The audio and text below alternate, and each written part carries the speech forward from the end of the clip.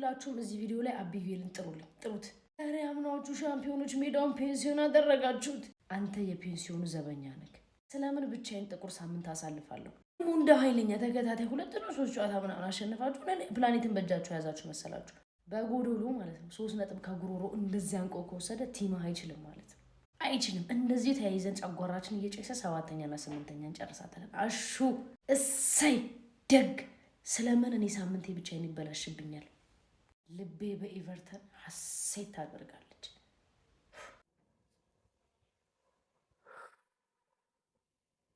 እንሰማለን አንፈርድም። የሆነ ሳምንት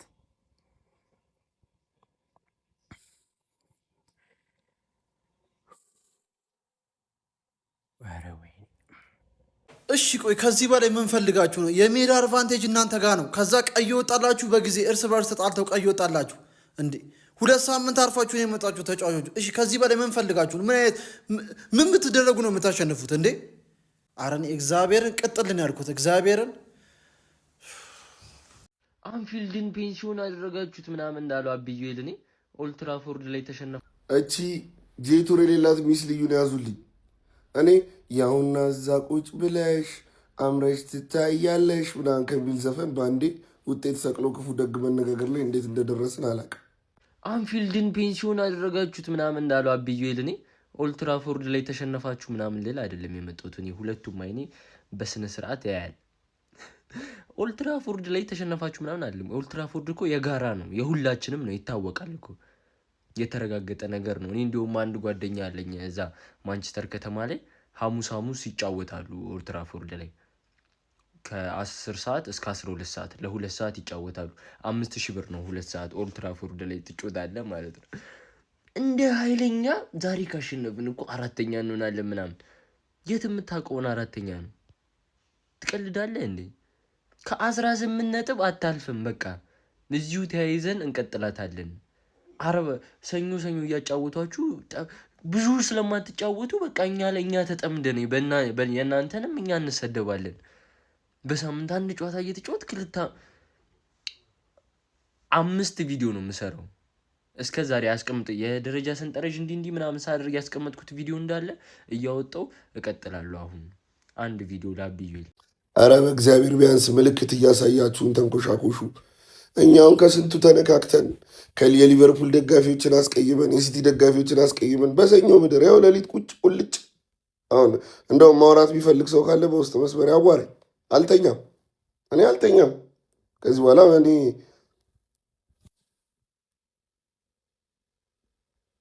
አይኔ እንግዲህ ምን አድርግ ጎል ነው እንዴ?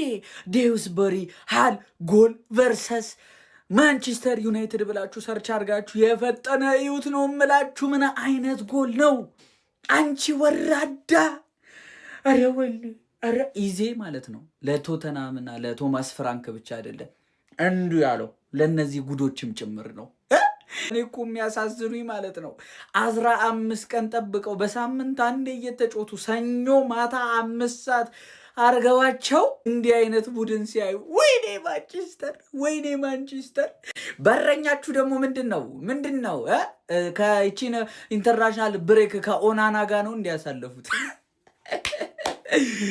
አይ ማንቼ ጉድሽ አያልቅም። ሰከንድ አፍ እናይሻለን። እሺ ትርፌ ሰከንድ አፍ ጠበቅን፣ ለውጥ የለም። ፈርስት አፍ ኤፍሲ ይሄ ስካመር የሆነ ማናጀርሽ ማን ነው? ስካሞሪም ፈርስት አፍ ያሰበው ነገር በ15 ደቂቃ ካልተሳካለት ምንም መለወጥ የሚችለው ነገር የለም። ምንማ ሌላ ቀይ ቢወጣባቸው አታገቡም ነበር። መደነቅ ያለባቸው ተጫዋቾች ዶርጉ ለምን ድረቀየሩ አላውቅም። ለምን ድረቀ ይችል ነበር እኮ ዶርጉ እና አቤት አማድ ቤተሰቡ ያጨለትና ያገባው እንኳን አይደለም ሊያድንሽ ማለት ነው። ሰንቴ ነው ኳስ ሲሰጥ የነበረ አባት እንዴት አባቱ እንደሚችል ማለት ነው። ቀይሮ ማንን ያስገባ እሱ ደግሞ ምክንያት አለ። ችግሩ ስካመር የሆነ ሰውዬ ማለት ነው። ፕሪዲክሽን ላይ ማን ዩናይትድ ዊን ብዬ ነበር እኔ ማለት ነው። ባር ላይ የሆነ የታየኝ መስሎኝ ዊን አልኩት ኤቨርተን ሚስቱ ብዬ ማለት ነው። እኔ ነኝ ማልችለው፣ እናንተ ናችሁ ማችሉት። ዩናይትድ ነው ማይችለው፣ ስካሞሪም ነው ማይችለው። ደግሞ እኮ አታፍሩ ማለት የዩናይትድ ደጋፊ ነው እኮ መጥቶ አትችልም ምናምን የሚለኝ። አንተ ነው ማትችለው ማን ሚስትህ ኤቨርተን ምን ያህል ሚስትህ እንደነበረ ልንገርህ። በ33 ጌም ለሁለተኛ ጊዜ ነው ኦልትራፎርድ መቶ ሲያሸንፍ። በታሪኩ ቀይ ወጥቶበት ኦልትራፎርድ ሲያሸንፍ የመጀመሪያ ጊዜ ነው። ያን ያህል ነው ሚስት የነበረው እኮ በሰር አሌክስ ፈርጉሰን እኮ ኤቨርተን ምን ያህል ሚስት እንደነበር ልንገር። ተጫዋች ይሰጣል እንደ ሩኒ አይነት ተጫዋች ማለት ሊቨርፑል እንዲያሰቃይልን ገባ አይደል? አሁን የሊቨርፑል ጠላት ያንተ ጌታ በሜዳማ ስካሞሪም አውት በል። አሁን የዋንጫ ቡድን ሌላ ጊዜ ፈርስት ሃፍ ቶፕ 4 ይገባና ሰከንድ ሃፍ ይፈጠፈጥ ነበር። ቶፕ 4 መግባት ሲያቅተው ፈርስት ሃፍ ማለት ሲገባበት ማለት አረላሽ ሰከንድ ሃፍማ ስትራቴጂ ያልቃል። 15 ደቂቃ ብቻ ነው 15 ደቂቃ ብቻ ነው ስትራቴጂ ያለቀ ማለት ስካመር ነው። አይትርፌ ተመሳሳይ ሰዓት ላይ ያጫወቱን እኮ ማለት ነው ምን ያህል ሽት እንደሆንሽ ረስቼው ነበር ማለት በምክንያት ነው ለካ ትርፌ ያለሽ።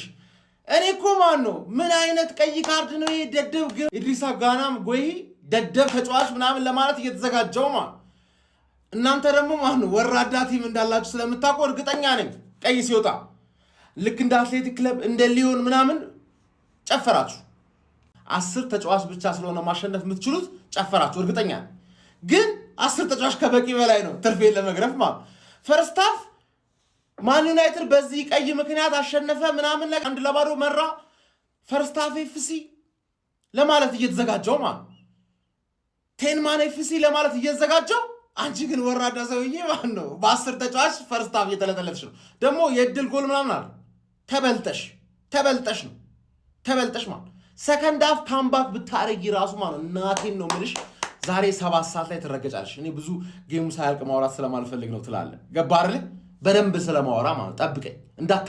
እንዳተኛ ተቃጥለህ ምላስ ሰንበር ነው ዛሬ ለሊት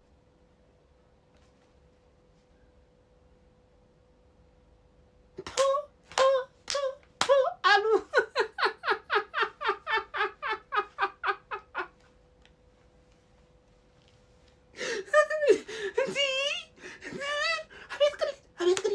ይሄ ከቅሌት በላይ እንዴት ነው እንዲህ ቅሌታማው የሚቻለው?